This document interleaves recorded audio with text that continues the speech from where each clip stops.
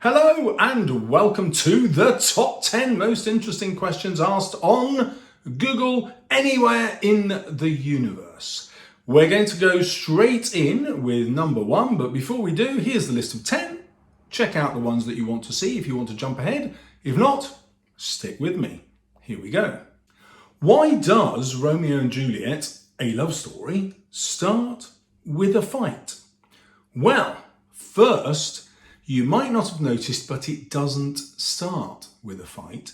It actually starts with some very disturbing sexual punning between Samson and Gregory. Now, I'm not going to jump into that now. You can watch that on another video, but it is incredibly rude. But more than that, it's very dismissive and derogatory of women. Something that a modern audience would find problematic. But the question is, did Shakespeare's audience also find this a problem? I'm going to argue that yes, they did. The average age of marriage in Shakespeare's time was still around 24. So when we find out that Juliet is marrying at 13, as a Shakespearean audience, we are just as horrified as a modern audience is now. It's easy to overlook that. Just as it's easy to overlook all the sexual puns that Samson and Gregory indulge in. Now, these are here to cast the patriarchal society, a society ruled by men, as damaging to women. Women are not just the property of men, they become objects and objectified. So Samson and Gregory quite happy to laugh about rape. Totally inappropriate, even in Elizabethan times, but they think it's funny. Now, what Shakespeare's up to here is he's saying, look, you might think that the feud is the cause of the tragedy, but actually I'm commenting on society, and I think that the patriarchy is the problem that causes the tragedy. The problem is male attitudes and behaviour, and this all comes from this kind of dismissive attitudes towards women. Because if you think about it, it's only this patriarchal tradition of being able to choose your daughter's husband that leads to the tragedy of the play. If Paris had never been set up to marry Juliet, none of the tragedy would have occurred. And so Shakespeare's point is that it is the patriarchal exploitation of women that is the problem. That's why he starts with this scene with Samson and Gregory. Question number 2. Why does Romeo use oxymorons? Well, it's because he's a moron. Now, bear with me here. Feather of lead, heavy lightness, totally meaningless phrases. He's using these meaningless phrases when he's trying to explain to Benvolio his emotions, being in love with Rosaline, but it's unrequited love. She doesn't love him in return. Shakespeare's point is that Romeo's love is not real. It's a pose. This all comes from an Italian poet from 150 odd years before Shakespeare was writing, called Petrarch, who popularised the sonnet form, but more than that, all his sonnets were written to this goddess of a woman called Laura, who wasn't interested in him, and so he explored all his feelings of unrequited passion. So, amazingly, hey, there's no Netflix, he becomes incredibly popular, and loads of English men, romantically inclined, take on this pose. They start writing this really bad poetry about women they love, but whose love is not returned. Mercutio makes fun of this with Benvolio, talking about Romeo rhyming love with dove, and also he makes this brilliant joke about Romeo only choosing the name Rosaline because it's going to be so easy to rhyme with in his poems. So Mercutio totally discredits the idea of the lover, and so do the oxymorons. The oxymorons show that Romeo's infatuation with love itself, not just with Rosaline, but with the whole idea of being a lover, is a pose, and he's an idiot. He's a moron. That's a coincidence, by the way. Oxymoron doesn't mean moron. Why does Romeo compare Juliet to the sun? Well, this comes to his poetry again. The female form was identified with the moon. The goddess Diana in classical Greek was also the goddess of the moon as well as the goddess of virginity. So it would make much more sense if he thought of Juliet as the moon. However, he's already described Rosaline as having Diana's wit. In other words, he's already identified Rosaline with the goddess Diana, and he wants to see Juliet as totally different from Rosaline, so he compares her to the sun.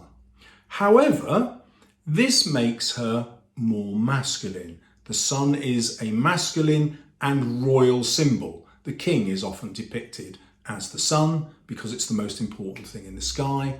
King, most important thing in the social hierarchy. So it works to suggest that Juliet is the most important thing in Romeo's world. However, later on in the play, Juliet compares Romeo to Phaeton. Now, Phaeton was the son of the sun god who took the sun god's chariot, rode around with the sun in his chariot and spilled it, scorching the earth, killing obviously everything in its path, and incidentally creating the Milky Way. So this foreshadows how Romeo is going to spill Juliet's life and future. Romeo is reckless with that son, Juliet, just as Phaeton is reckless with the sun in the chariot. Because obviously we know that if Romeo didn't drink the poison, Juliet would not kill herself. Her death is therefore caused by Romeo's actions. But Shakespeare's final point, which is even more obvious, is that he simply picked a really duff image to describe Juliet. He's picked a masculine one which doesn't fit her feminine personality. Question 4. Why does Juliet call Romeo a pilgrim? Well, there's a lot going on here. So first, a pilgrimage is a Catholic tradition where you would go to a holy site in order to touch some relic or icon that would confer some magical proximity to God. When King Henry VIII got rid of the Catholic tradition and the Catholic religion, one of the things he got rid of was this worshipping of idols, icons. So when Juliet uses this language, it's a warning sign to the Elizabethan audience that she's wrong to do it. This portrays their love as wrong, just like the Catholic religion at the time is seen to be wrong. It's wrong on another level as well, because this sonnet that Romeo and Juliet speak to each other as they meet at the ball is full of religious language where they're actually exploring their deep sexual attraction towards each other. And so you can see how there's a mismatch between the holiness of the language and the sensuality of their desires. In the balcony scene, remember, Juliet called Romeo the god of her idolatry, worshipping idols, totally against the Anglican religion. Another way that Shakespeare shows that the love that she has for Romeo is socially unacceptable. Now, there is also some genius going on here, okay? So Juliet wants to kiss Romeo, but because she has to think about her reputation, she can't make that an easy task. Patriarchal society wouldn't allow it. Romeo wants to kiss Juliet, but he can't ask directly because that's being too forward. So he takes her hand, he says that his touch is rough, and he asks if he can kiss it better, using this religious imagery. Now, Juliet would happily accept the kiss of the hand, but that's not enough. She wants a kiss on the lips, and she doesn't want to appear easy. So she rejects the kiss on the hand, but has to maneuver Romeo into kissing her on the lips. So when she calls him a pilgrim, she's picking up the word palm, which we know what palm means, which Romeo used, but is now changing it to the word palmer. Now, a palmer was a pilgrim who'd returned from Jerusalem with a cross made out of a palm leaf. So they were called palmers, that was their nickname.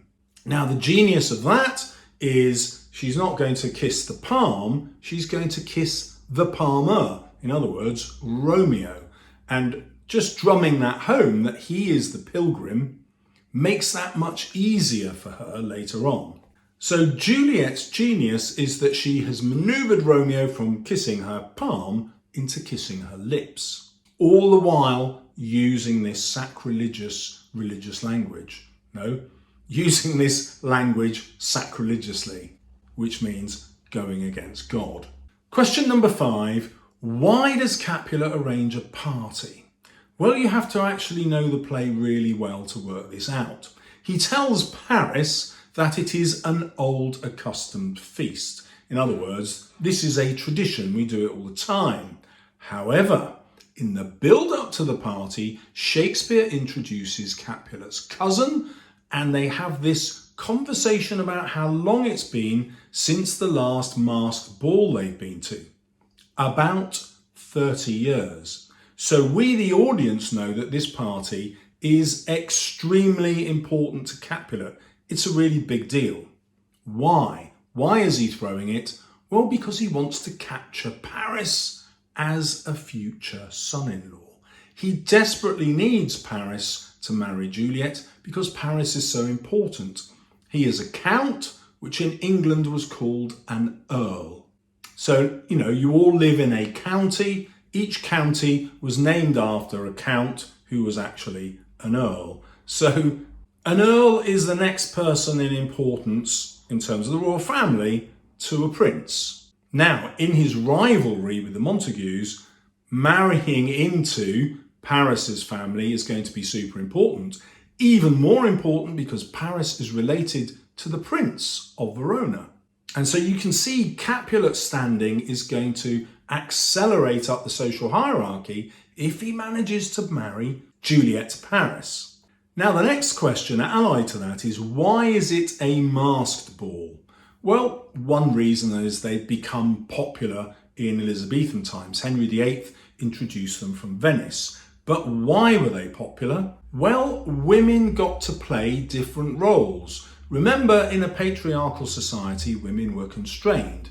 If you follow Juliet, she's never alone without the nurse. And that's typical of a young daughter's life. Why? Because the patriarchal society insisted that she remained a virgin until she married. So she's effectively guarded. Now, the nurse isn't called a guard. She would have been called a chaperone. But anyway, she's there to make sure that Juliet remains pure and virginal. So how did young women attract men? How did they have opportunities to flirt? Well, the mask did that job. There was the pretense of disguise. Of course, you would be able to work out who was who, but the pretense was that you couldn't, and that left a certain license to behave in ways that you wouldn't in real life. So just to give you an example, women were not allowed to perform on stage in Elizabethan times. However, women were often encouraged to perform either acting or singing in a masked ball. This greater liberty it allows the women, of course, allows the men to get to know the women and the birds and the bees. I do hope your parents have told you about the birds and the bees. Now, there is another thing that's super important about such a party. It's full of dance, and Elizabethan dance was choreographed. Everybody knew the steps. Some were designed to get palmers just to touch hands and arms and be close to each other, and others were much more energetic and designed to show off the physical prowess and elegance and timing of the dancers. So the dances were both a form of sexual display and a way to bring dancers together. Romeo refuses to dance. He just watches. And this either presents his love as romantic, love at first sight, or it presents his love as deeply sexual, not based on Juliet's personality in any way, based on what he's seeing about the way she moves. Now that's important because all the way through the play, Shakespeare suggests that the lovers are in love, and then he suggests maybe they're not, it's just infatuation and lust. And he keeps playing with this idea all the way through the play to force us to decide whether the extreme teenage passion is genuine love or sexual desire. Question number 6. Why does Mercutio wish for a plague on both your houses? Let's start with number 1.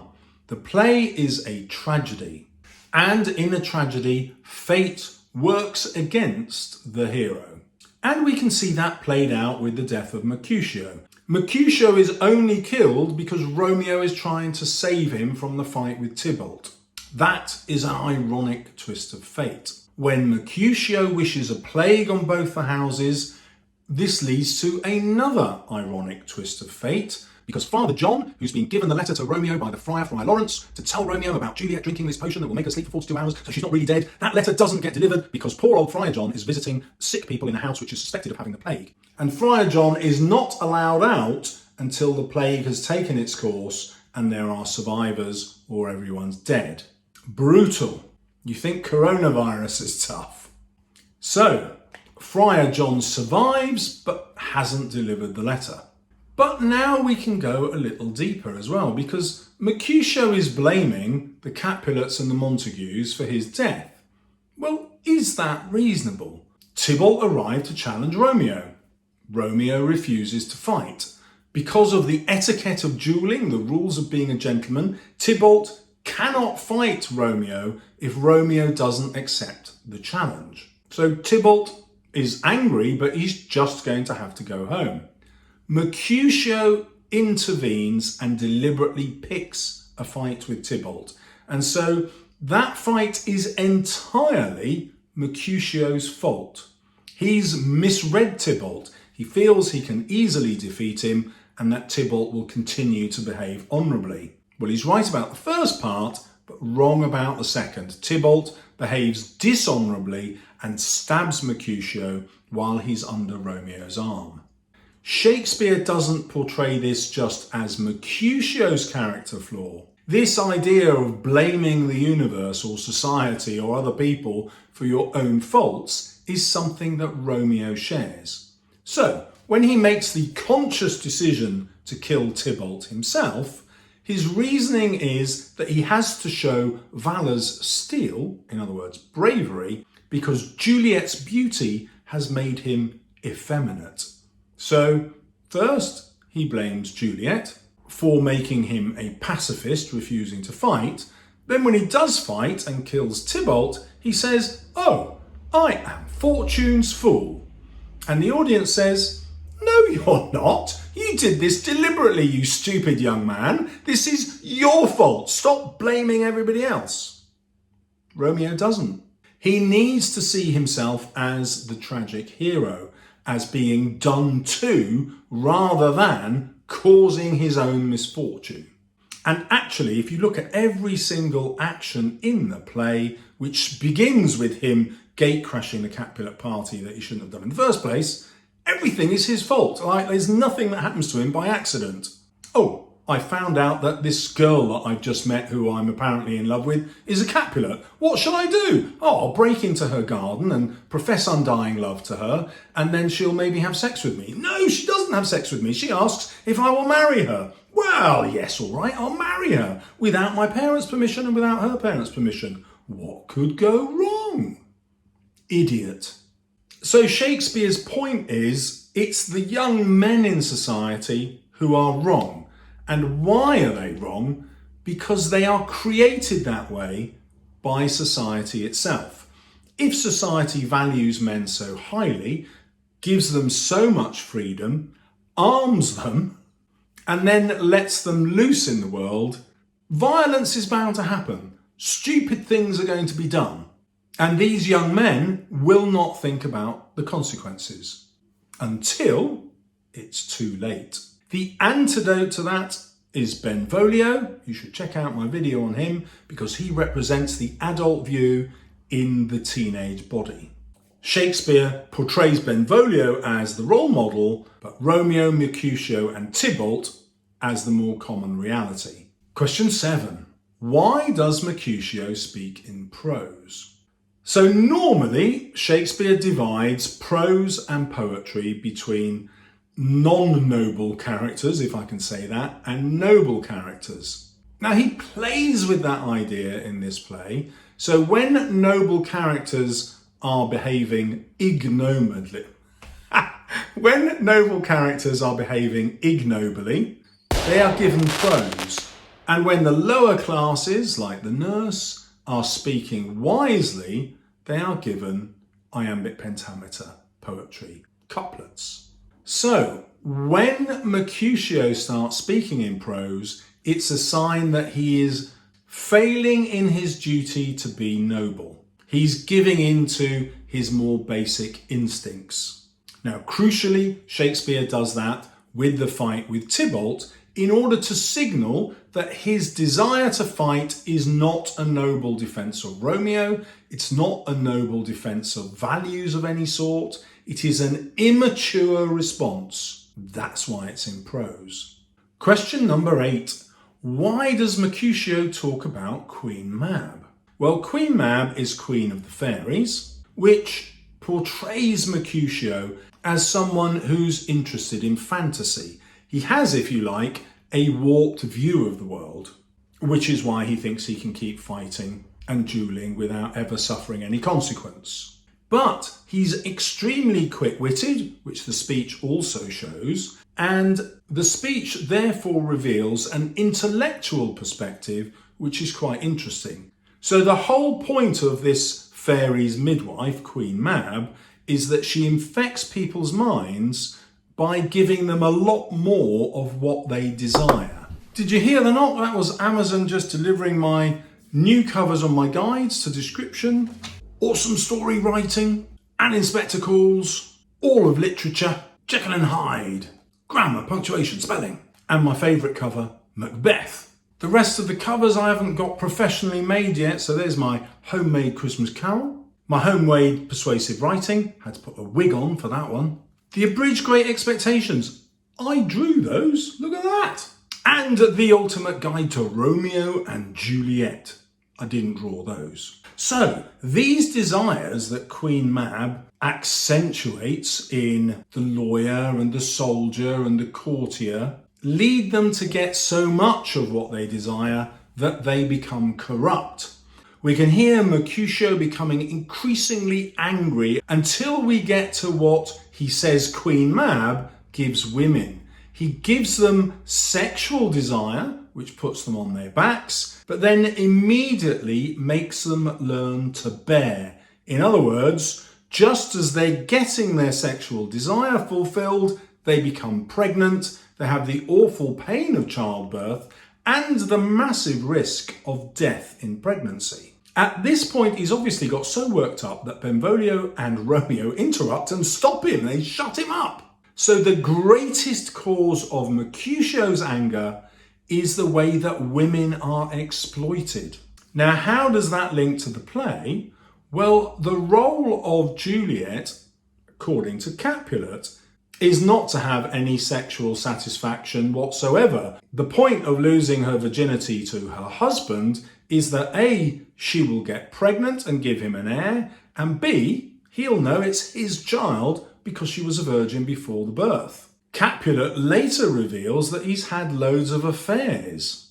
He talks about this quite openly in front of the nurse and his wife. Why? Well, when Lady Capulet got pregnant, she was 12 or 13. Capulet wasn't interested in her as a lover. He had other lovers for that. She was just there to produce children. So one of the things that's wrong with society, if we take Mercutio's speech to reflect some of Shakespeare's thinking, is that women are just used to breed children. Women of the upper classes, that is. Question number 9. Why does Tybalt call Romeo a villain? So villain didn't have the modern meaning of a criminal, but it referred to someone of low status, low birth, if you like, who had unacceptable manners. What a few years ago we might have called, but not me of course, a chav. Now, that doesn't have that much power as an insult in the modern day, but in Shakespeare's time, it would have had a much greater power to shock, because a man of noble status would have just their reputation as the most important thing in their life. The whole culture of dueling was again all about reputation. If you insult my reputation, I challenge you to a duel, and therefore you're much less likely to insult my reputation because you risk injury or death. Now, in a society where all young men are armed, that's a kind of interesting solution, isn't it? You insult me, I kill you. Therefore, what happens is everybody becomes much more careful about being polite to each other. That's why Mercutio calls Tybalt a captain of compliments. So by insulting Romeo's reputation, he hopes Romeo will accept the challenge. It doesn't work because Romeo's reputation is now tied to Juliet's family and he can't afford to fight Tybalt. Question number 10, why does Tybalt speak in rhyming couplets? You know, if Shakespeare is so against Tybalt's view of male honour and the violence that follows on from it, why does he give Tybalt rhyming couplets at all? Well, we go back to characters of noble birth were giving rhyming couplets. That's a kind of convention of the stage. But they're also used as poetry to convey the depth of feeling of the character. So Tybalt's passion is conveyed through the rhyming couplets. In the friar's case, couplets are also there to introduce a sense of wisdom. That's not what's happening to Tybalt. There is a final use of couplets that Shakespeare uses all the time, and it is to end each scene. Couplets signify an ending. And therefore giving Tybalt couplets all the way through imply that his life will also cause an ending of Mercutio and result in his own ending. So we could view those couplets, if you like, as an ironic foreshadowing of what's going to happen to him. They also suggest that the tragedy is caused by his passionate defence of male honour, because Shakespeare wants to criticise that. He's saying, look, the whole view of masculinity is what's wrong with society in the first place. If we could change that, none of the deaths would have happened. And, you know, if we revisit the feud, the prince comes along after the opening brawl and says, look, this has happened twice before. And so we've had 3 of these and nobody's died. So the family feud is a lot less damaging than this idea of male honour. Now, it'd be really useful for you to know about the source poem here. So this poem was written about 60 years before the play by a poet called Arthur Brooke. And in his version of Romeo and Juliet, the original if you like, there is no male honour. There is no duel. There is no challenge from Tybalt. Instead, there is another brawl as a result of the feud, and Romeo kills Tybalt during that general brawl. Shakespeare's not having that. He doesn't think that the real problem is the feud itself. He thinks the problem is masculinity and this male view of honour and the fact that they're encouraged to be armed and dangerous. When we pull back at the end of the play, it's the men's fault. And if you'd like any more of that, you know where to go, or click on the next videos, which are totally free. But you can't write notes all over a video. Know what I mean?